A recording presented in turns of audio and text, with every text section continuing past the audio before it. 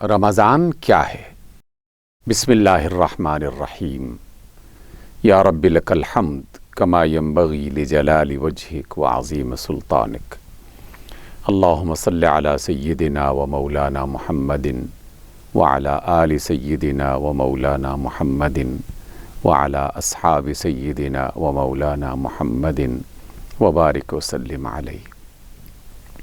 سب تعریف اس رب ذوالجلال کے لیے کہ جس کے ہاتھ میں سارے زمانے ہیں اور سارے جہان ہیں۔ وہ سب جہانوں کو بنانے والا اور ان جہانوں میں پائی جانے والی مخلوق کو پالنے والا ہے۔ وہ ہر چیز پر قدرت رکھتا ہے۔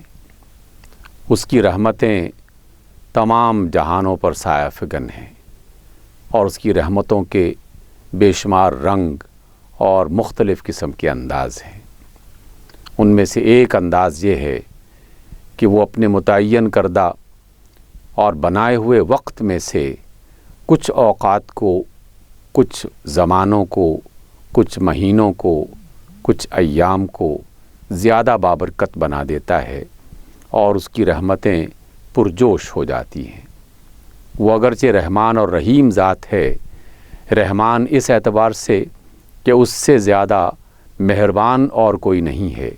اور رحیم اس اعتبار سے کہ اس کی رحمتیں کبھی ختم نہیں ہونے والی، وہ ہمیشہ قائم اور دائم رہتی ہیں، خاص طور پر ان بندوں کے لیے کہ جو اس کو ماننے والے ہوں اور اس کی اطاعت کرنے والے ہوں۔ جو زمانے اس نے بنائے ہیں اس کے بارے میں رسول اللہ صلی اللہ علیہ وسلم نے فرمایا کہ اللہ نے 12 مہینوں میں اس وقت کو اور ان زمانوں کو تقسیم کیا ہے، اور جب اللہ رب العزت ان مہینوں میں سے کچھ مہینوں کا تذکرہ کرتا ہے تو رمضان ایک ایسا مہینہ ہے جس کا تذکرہ بطور خاص کیا جاتا ہے۔ اللہ تعالیٰ نے اس ماہ مبارک کو بے شمار رحمتوں سے اور کرم نوازیوں سے بھرپور کر دیا ہے۔ قرآن مجید جو اللہ کی آخری کتاب ہے، اس میں یہ بتایا گیا کہ یہ وہ مہینہ ہے کہ جس میں قرآن مجید کو نازل کیا گیا۔ انا انزلناہ فی لیلۃ القدر میں بھی اس کا ذکر ملتا ہے کہ اس میں ایک ایسی رات ہے جس میں ہم نے قرآن کو نازل کیا، اور تمام مفسرین کا اتفاق ہے کہ اس رات میں یعنی شب قدر میں اللہ رب العزت نے لوح محفوظ سے قرآن مجید کو ان فرشتوں کے حوالے کر دیا جو حاملین قرآن اور حافظین قرآن ہیں۔ بعض روایات میں کہ آسمان دنیا پر اسے نازل کر دیا گیا، اور پھر اس کے بعد 23 برس میں آہستہ آہستہ تھوڑا تھوڑا کر کے حالات کے مطابق اس قرآن مجید کو نازل کیا جاتا رہا۔ قرآن مجید میں خود اللہ رب العزت نے یہ فرمایا کہ رمضان وہ مہینہ ہے کہ جس میں قرآن مجید اتارا گیا ہے۔ اس اعتبار سے اللہ تعالیٰ کی سب سے بڑی رحمت جسے قرآن کہا جا سکتا ہے، جسے اللہ کا کلام اور ہدایت نامہ کہا جا سکتا ہے، رہنمائی اور گائیڈ بک جسے کہا جا سکتا ہے، اللہ رب العزت نے اس ماہ میں اسے زمین والوں کے حوالے کیا۔ اس اعتبار سے رسول اللہ صلی اللہ علیہ وسلم اس ماہ مبارک میں قرآن مجید کو زیادہ سے زیادہ تلاوت کرنا اور اس کی حکمتوں کو سمجھنا، اس پر وقت صرف کیا کرتے تھے۔ جناب جبریل امین نے بالکل آخری جو مہینہ گزرا رمضان کا آپ کی حیات مبارکہ میں، اس میں پورا قرآن مجید آپ کے ساتھ دہرایا، اور اس اعتبار سے مسلمانوں نے اس سنت کو اختیار کر لیا کہ جب بھی یہ ماہ مبارک آتا ہے تو قرآن مجید کو جو ناظرہ پڑھنے والے ہیں وہ ناظرہ پڑھتے ہیں، اور جو اس کا علم سیکھنے والے ہیں وہ اس کا علم سیکھنے کی کوشش کرتے ہیں، جو اس کا پیغام پہنچانے والے ہیں وہ اس کے پیغام کو پہنچانے کی کوشش کرتے ہیں۔ اور ایک بہت بڑی تعداد مسلمانوں کی وہ ہے کہ جو قرآن مجید کی تعلیمات کو سیکھنے کے بعد اس پر عمل کرنے کے لیے اپنے آپ کو تیار کرتے ہیں۔ گویا کہ یہ ماہ مبارک کہ جو ہم پر سایہ فگن ہے اور آج جس کا پہلا دن ہے اس میں ہم نے اللہ تعالیٰ کی ان رحمتوں کو سمیٹنا ہے اس قرآن مجید کے ذریعے سے، اس کی تلاوت کرتے ہوئے، اس کے معانی پر غور کرتے ہوئے، اس کی حکمتوں کو جانتے ہوئے اور ان تعلیمات پر عمل کرتے ہوئے۔ اس لیے اس ماہ مبارک میں جتنا زیادہ قرآن مجید کو پڑھا جا سکتا ہو، اس کے معنی پر غور کیا جا سکتا ہو اور اس کی حکمتیں تلاش کر کے اس کے مطابق اپنی زندگی بسر کی جا سکتی ہو، ہمیں اس کی کوشش کرنی چاہیے۔ اس ماہ مبارک کی دوسری بہت بڑی برکت، جس کے بارے میں اللہ نے اپنی کتاب حکمت میں بھی بتایا اور رسول اللہ صلی اللہ علیہ وسلم نے اپنی تعلیمات میں بھی اس کی وضاحت کی، کہ یہ وہ مہینہ ہے کہ جس میں اللہ تعالیٰ نے ہر مومن مرد اور عورت پر روزہ فرض کر دیا، اور اللہ نے یہ بتایا کہ یہ جو روزہ فرض کیا جا رہا ہے یہ کوئی پہلی بار نہیں کیا جا رہا، بلکہ اس سے پہلے بھی جتنی امتیں گزر چکیں ان سب پر کسی نہ کسی شکل میں روزہ فرض کیا جاتا رہا ہے۔ یہ روزہ کیا ہے؟ بظاہر دیکھا جائے تو روزہ کچھ وقت کے لیے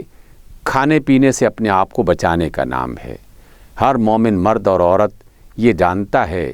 کہ جب بھی کسی شخص نے روزہ رکھا ہو تو روزے کی حالت میں وہ طلوع فجر سے لے کر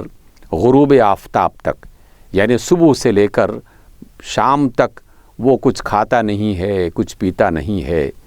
اس اعتبار سے کھانا نہ کھانے والا اور پانی نہ پینے والا شخص وہ اپنے آپ کو اس نیت کی بنیاد پر روزے دار کہتا ہے۔ لیکن آقا رحمت علیہ الصلاۃ والسلام نے مزید یہ بات فرمائی ہے کہ روزہ صرف بھوک اور پیاس برداشت کرنے کا نام نہیں ہے۔ روزہ صرف یہ نہیں ہے کہ آدمی فجر سے لے کر مغرب تک کھانے پینے سے اپنے آپ کو بچاتے رہے، بلکہ روزہ تو در حقیقت اللہ تعالیٰ کی اطاعت کا ایک نام ہے۔ اطاعت بھی اس درجے کی کہ آدمی اپنی زندگی کے عام ایام میں رمضان کے علاوہ جن حلال اور پاکیزہ چیزوں کو استعمال کیا کرتا تھا اور اسے وہ جائز سمجھتا تھا، اور وہ حقیقت میں جائز ہیں بھی اور رہیں گی بھی، لیکن اللہ کی اطاعت میں اور اللہ تعالیٰ کے حکم کے سامنے سر جھکاتے ہوئے وہ ان پاکیزہ اور حلال چیزوں سے بھی اپنے آپ کو بچانے کی کوشش کرتا ہے۔ کھانا موجود ہے لیکن بھوک کے باوجود وہ اس کھانے کی طرف توجہ نہیں کرتا، محض اس وجہ سے کہ اللہ رب العزت نے اس کام سے منع کر دیا ہے۔ پانی موجود ہے اور اسے شدید پیاس بھی لگتی ہے، لیکن صرف اور صرف اللہ کی اطاعت میں وہ اس پانی کو استعمال نہیں کرتا اور اپنی پیاس بجھانے کی کوشش نہیں کرتا۔ یہ احساس کیا ہے؟ اسی احساس کو در حقیقت ایمان کہا جاتا ہے، اور اسی احساس کو در حقیقت نیکی کہا جاتا ہے۔ جب بھی کوئی شخص اللہ تعالیٰ کی حقیقت کو سمجھتے ہوئے اور اس کی حیثیت کو سمجھتے ہوئے کوئی کام کرتا ہے یا کسی کام سے اپنے آپ کو روکتا ہے، تو یہ دونوں صورتیں اس کے در حقیقت مومن ہونے کی علامتیں ہیں۔ جب یہ بات واضح ہو چکی کہ اللہ کے حکم پر اور اس کی چاہت کی بنیاد پر ہم نے کھانا چھوڑ دیا، ہم نے پینا چھوڑ دیا، تب رسول اللہ صلی اللہ علیہ وسلم دوسری بات ہمیں تعلیم کرتے ہیں اور فرماتے ہیں کہ صرف کھانے پینے سے اپنے آپ کو بچانا یہ روزے کا بنیادی مقصد نہیں ہے، بلکہ اس سے آگے بڑھ کر ان تمام بری باتوں سے، برے کاموں سے، بری عادتوں سے اپنے آپ کو روک کے رکھنا ہے جنہیں اللہ رب العزت نے منع کر دیا ہے، جنہیں اللہ نے حرام کر دیا ہے۔ اس لیے رسول اللہ فرماتے ہیں کہ جس نے روزے کی حالت میں جھوٹ بولنا اور جھوٹ پر عمل کرنا نہ چھوڑا تو اللہ تعالیٰ کو اس کے بھوکے پیاسے رہنے کی کوئی حاجت نہیں ہے۔ گویا کہ وہ شخص کہ جس نے روزہ رکھ لیا اور دن میں وہ 5 وقت کی نمازیں بھی ادا کر رہا ہے، تھوڑی بہت تلاوت بھی کر رہا ہے، لیکن اس کے ساتھ ساتھ وہ جھوٹ بھی بولتا ہے اور جھوٹے کاروبار بھی کرتا ہے، لوگوں کو دھوکہ بھی دے رہا ہے، فراڈ بھی کر رہا ہے، جو اس کے کام ہیں، اگر وہ ان کاموں میں دھوکہ اور فراڈ اختیار کر رہا ہے تو در حقیقت اس نے روزہ نہیں رکھا۔ اگر کوئی تاجر فروخت کی جانے والی چیزوں میں ملاوٹ کرتا ہے تو یہ جھوٹ ہے اور یہ ایک طرح کا دھوکہ ہے۔ اگر کوئی معاملہ کرنے والا شخص کوئی بھی زمین، مکان، کوئی اور چیز خریدتا ہے یا فروخت کرتا ہے، یا کسی فرد کے ساتھ کوئی معاہدہ کرتا ہے، یا کسی ادارے کے ساتھ کوئی معاہدہ کرتا ہے، اور اگر اس معاہدے میں اور اس ایگریمنٹ میں وہ اپنی نیت کو خراب کرتے ہوئے دھوکہ دینے کی کوشش کر رہا ہے، جھوٹ بول کر کسی دوسرے کو نقصان پہنچانے کی نیت بھی ہے اور وہ نقصان پہنچا بھی رہا ہے، تو رسول اللہ صلی اللہ علیہ وسلم کے کہنے کے مطابق کہ اس کا کھانا پینا چھوڑ دینا اس کی کوئی حیثیت نہیں ہے، کیونکہ ایسا نہیں ہے کہ اللہ تعالیٰ نے لوگوں کو روزہ رکھنے کا حکم اس وجہ سے دیا ہے کہ اس کا خزانہ کم ہو چکا تھا، اس وجہ سے ایک بڑی تعداد میں لوگ کھانا چھوڑ دیں گے تو اس کے خزانے پورے ہو جائیں گے۔ ایسا قطعاً نہیں ہے، اس کے خزانے بے انداز ہیں، وہ مالک ہے اور قادر مطلق ہے،